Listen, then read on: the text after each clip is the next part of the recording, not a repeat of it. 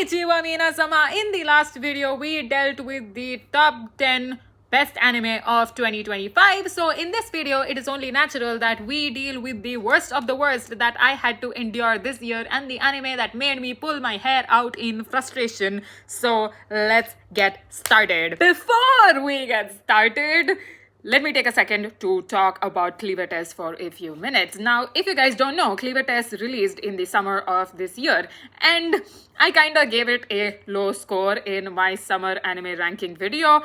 But turns out that Cleaver Test gets more enjoyable on a binge watch rather than a week-to-week watch.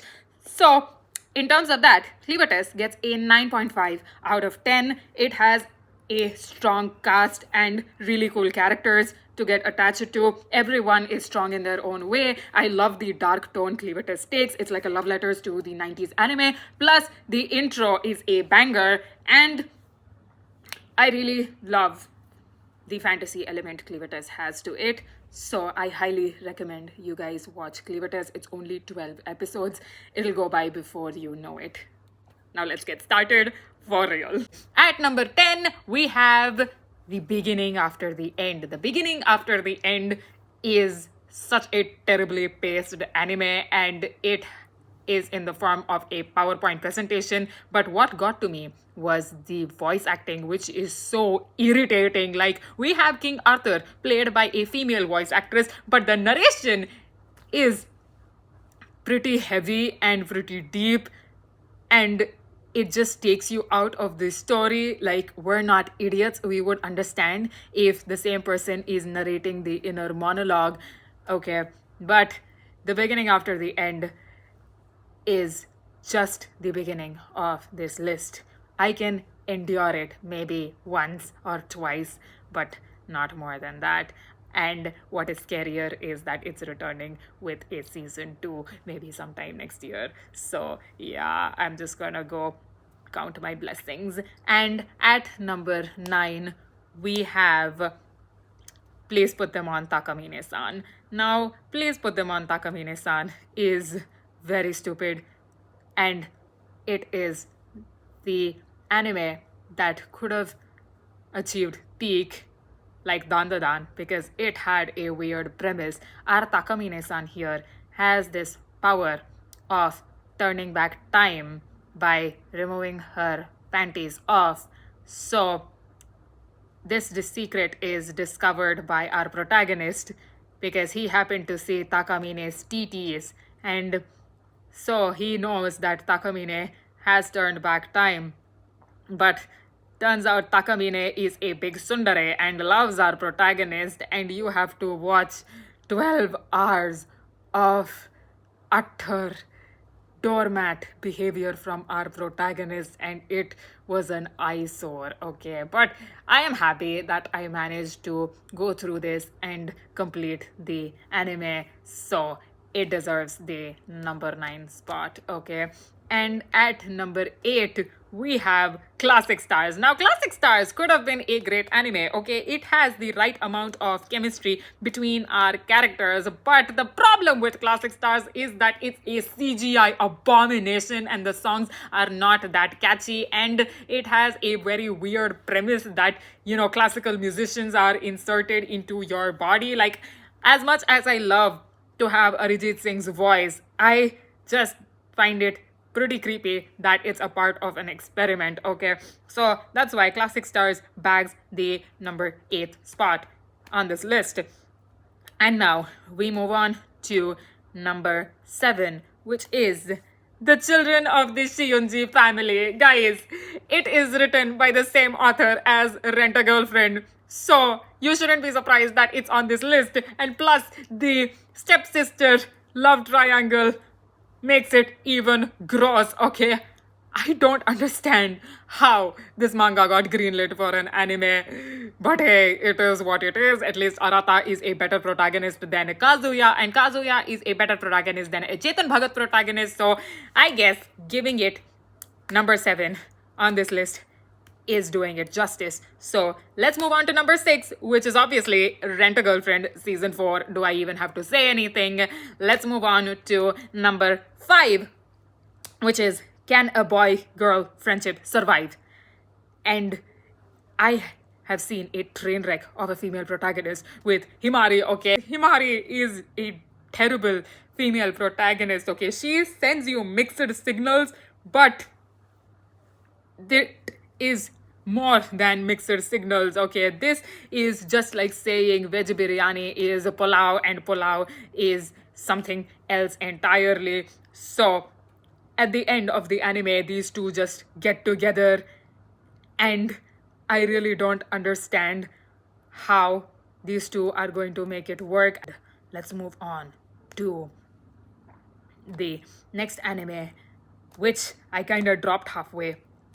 It is My Friend's Sister Has It In For Me. Now, I've already told you what a train wreck of an anime this is in the fall 2025 anime. Okay, we have the Imoto who is crazy about our protagonist, and she keeps teasing our protagonist and kind of reminds you of Himari. And also, the voice acting is pretty annoying here. And then we have the protagonist's cousin who loves him again. It is gross. And then we also have the teacher who might be attracted to minors, and she is being blackmailed by our protagonist who tries to be like discount Ayana Kochi, but it doesn't work. And also, I could not fathom the strength to keep going with this anime, okay?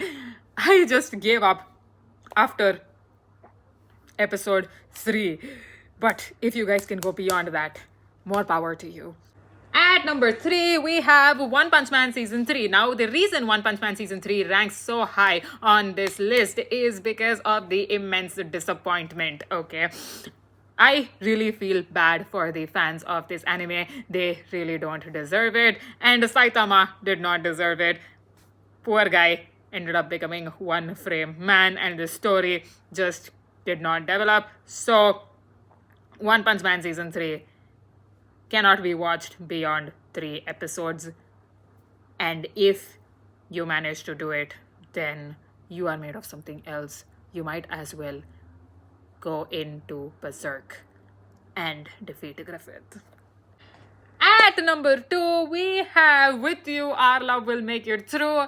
Again, I am not the audience for this kind of thing, okay? If I really wanted to see animals get together, I would rewatch Beastars, or I would watch Zootopia and Zootopia 2, or I would just watch Bad Guys or Sing, okay? But this is pure torture. Guys, I cannot for the life of me watch this girl get intimate with a wolf or the beast folk, okay? And not to mention, the voice acting is also pretty annoying. Although the art is great, it's just wasted on this story, okay? I just wish they didn't get intimate because it is really disturbing to watch, okay? This is the height of bestiality we're dealing with here. And With You, Our Love Will Make It Through cannot be watched beyond 3 episodes. But if you love to be a masochist, then please go ahead. Give it a watch. Give Melon a run for his money. And now we come to the absolute worst anime of 2025. And most of you might not even have heard of this anime, okay? It's called Summer Pockets.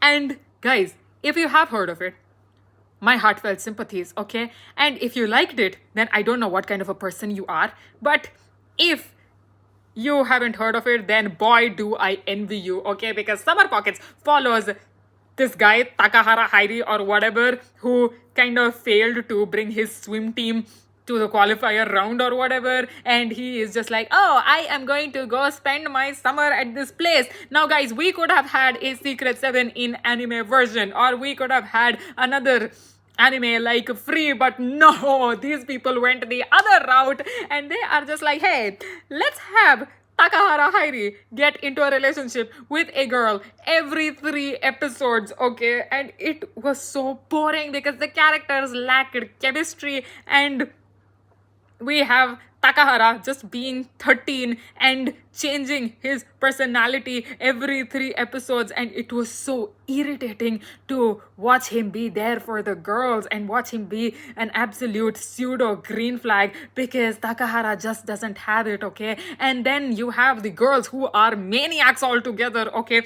The thing is, there is this one ghost girl with blue hair, which is like weird because her story does not make sense. Even Sumugi vendors, who is just like, oh no, I disappeared that day, and also she keeps uttering the annoying words like Mugyu, and the only bone I can throw here is that her song is pretty good, but that's also saying a lot. And also we have Shiroha, who is the most annoying character I've ever seen, okay, because in the beginning she is established to be a love interest to this guy, but then later she is just like, you know what, I've been keeping my distance from you because I got this premonition that you are going to die when you enter this town, and then I just couldn't have it in me to continue this anime on.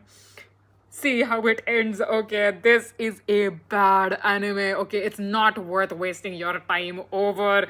It's like watching a really terrible Indian TV serial, hoping that maybe it comes to a good conclusion, but at the end of the day, it gives you a slap across the face, like How I Met Your Mother or Game of Thrones, okay? And this anime is not worth anybody's time.